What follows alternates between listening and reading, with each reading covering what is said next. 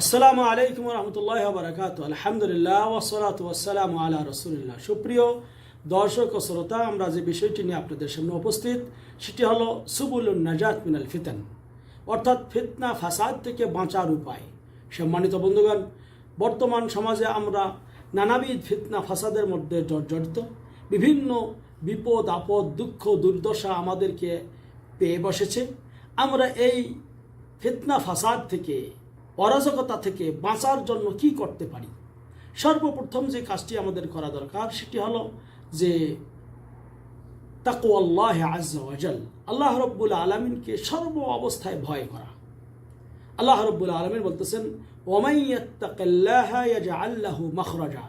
সূরা তালাক 2 নম্বর আয়াতে আল্লাহ বলছেন, যে ব্যক্তি আল্লাহকে ভয় করবে আল্লাহ তার একটা পথ বের করে দেবেন। আপনি যদি এই ফিতনা থেকে বাঁচতে চান, বিপদ আপদ থেকে বাঁচতে চান, আপনি বিভিন্ন অরাজকতা অপসংস্কৃতি থেকে বাঁচতে চান, তাহলে অবশ্যই আপনাকে সর্ব অবস্থায় তাকওয়া অবলম্বন করতে হবে। কারণ তাকওয়া এটা এমন একটি বিষয় যেটা আপনার সর্বপ্রকার অপকর্ম থেকে, সর্বপ্রকার খারাপি থেকে, সর্বপ্রকার বিপর্যয় থেকে, সর্বপ্রকার ফিতনা ফাসাদ থেকে আপনাকে নিষ্কৃতি দান করবে। আল্লাহ রাব্বুল আলামিন আরেকটি আয়াতে বলতেছেন, ওয়াত্তাকু ফিতনাতান লা তুসিবান্নাল্লাযিনা যালামু মিনকুম খাসা। বিশেষ করে তোমরা ওই সব ফিতনা থেকে বাঁচো যেইগুলি তোমাদের মধ্যে, বিশেষ করে যারা বিভিন্ন জুলুম অপকর্মের সঙ্গে যুক্ত, তাদের এই ফিতনা ফাসাদগুলি তোমাদের মধ্যে বিশেষ কিছু লোক যারা করে, এইগুলি যেন তোমাদেরকে পেয়ে না বসে, এগুলো থেকে তোমরা সাবধান থাকো, বেঁচে থাকো। সূরা আল আনফাল 25 নম্বর আয়াতে বলা হয়েছে। এই আয়াতের ব্যাখ্যায় ইবনে কাসির রাহিমাহুল্লাহ যেটা বলেছেন যে এই আয়াতটি মূলত সাহাবায়ে কিরামদের সম্পর্কে, কিন্তু এই আয়াতটি হলো প্রত্যেক মুসলমানের জন্য ব্যাপকভাবে সবাই এর সঙ্গে সম্পৃক্ত। অর্থাৎ কিছু বিশেষ লোকের ফিতনার কারণে যেন সবাই এই ফিতনার মধ্যে পড়ে না যায়, এজন্য তা থেকে সাবধান হতে হবে। অনুরূপভাবে আল্লাহ নবী সাল্লাল্লাহু আলাইহি ওয়াসাল্লাম তিনি আরেকটি বলতেছেন, ইয়াফিরু বিদীনিহি মিনাল ফিতান। মানুষের উচিত হলো তার দিন নিয়ে ফিতনা থেকে দূরে থাকা, যেটা সহিহ বুখারীতে এসেছে। অর্থাৎ আপনার দিনের ভিতরে, আপনার ইসলামের ভিতরে কেউ যাতে বিভিন্ন ফিতনা ফাসাদের মধ্যে আপনাকে ফেলতে না পারে, এই জন্য আপনার দিনটার ওপর আপনার মজবুত থাকতে হবে। এই জন্য ফিতনা থেকে বাঁচার আরেকটি উপায় হলো যে আল ইতিসাম বিল কিতাব ওয়াস সুন্নাহ, কোরআন এবং সুন্নাহকে আঁকড়ে ধরা। আল্লাহ বলছেন, ওয়াতাসিমু বিহাবলিল্লাহি জামিয়া ওয়ালা তাফাররাকু। তোমরা আল্লাহর রশ্মিকে খুব মজবুতভাবে আঁকড়ে ধরো এবং কখনো মতো পার্থক্য করিও না। এবং যেটা আল্লাহ রাব্বুল আলামিনের এই বাণী। তারপর আল্লাহ রাব্বুল আলামিনের নবী সাল্লাল্লাহু আলাইহি ওয়াসাল্লাম কি বলেছেন বিদায় হজের মাঠে? তিনি বলতেছেন, তারাকতু ফিক আমরাইন আও শাইআইন। আমি তোমাদের মাঝে দুটি জিনিস রেখে যেতেছি, ফাইন ইতাসামতুম বিহি ফালান তাদিল্লু আবাদা। এটাকে যদি তোমরা মজবুতভাবে আঁকড়ে ধরো কখনো পদচ্যুত হবে না। আর সেটা হলো কি? কিতাব আল্লাহ ওয়া সুন্নতি। সেটা আমার কিতাব এবং আমার নবীর সুন্নাত, আমার সুন্নাত, যেটা বাইহাকিতে হাদিস বর্ণিত রয়েছে। 2 নম্বর।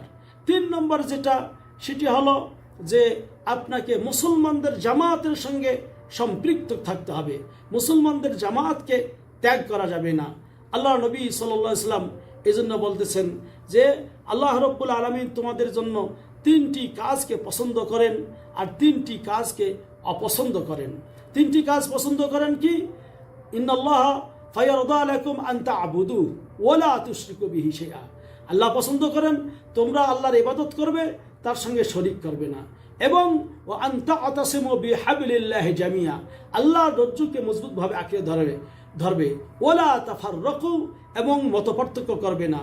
ওয়ায়ুকরাহু লাকুম কিল ওয়াল কাল, আল্লাহ রাব্বুল আলামিন তোমাদের বিভিন্ন কথাবার্তা এইগুলিকে অপছন্দ করেন। তারপর ইজাআতুল মাল অপচয় করা অপছন্দ করেন।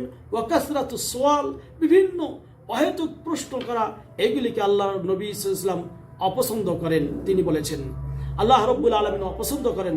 আল্লাহ নবী সাল্লাল্লাহু আলাইহি ওয়াসাল্লাম বলেছেন, আখরাজাহু মুসলিম, সহিহ মুসলিমে এই হাদিস বর্ণিত রয়েছে। অনুরূপভাবে আল্লাহ নবী সাল্লাল্লাহু আলাইহি ওয়াসাল্লামের আর একটা হাদিসে এসেছে যে তোমরা ইখলাসুল আমালি লিল্লাহ, সর্বদাই খালেসভাবে আল্লাহর জন্যই ইবাদত করতে থাকবে। ওয়া মুনাসাহাতু উলাতুল আমর, এবং নেতার কথা অবশ্যই মেনে চলবে। ওয়া লুজুমুল জামাআ, জামাআতবদ্ধভাবে তোমরা একত্রিত হয়ে থাকবে। আল্লাহ নবী সাল্লাল্লাহু আলাইহি ওয়াসাল্লাম তিনি আপনাকে আমাকে এইগুলি ভালোভাবে মেনে চলতে বলেছেন। তাহলে আমরা এই ফিতনাগুলি থেকে বাঁচতে পারবো। ফিতনাগুলি থেকে বাঁচার আরেকটি উপায় হলো আস-সবর ওয়াল হিলম, অর্থাৎ ধৈর্য ধারণ করা। বিপদ আপদে, বালা মুসিবতে অবশ্যই ধৈর্য ধারণ করতে হবে।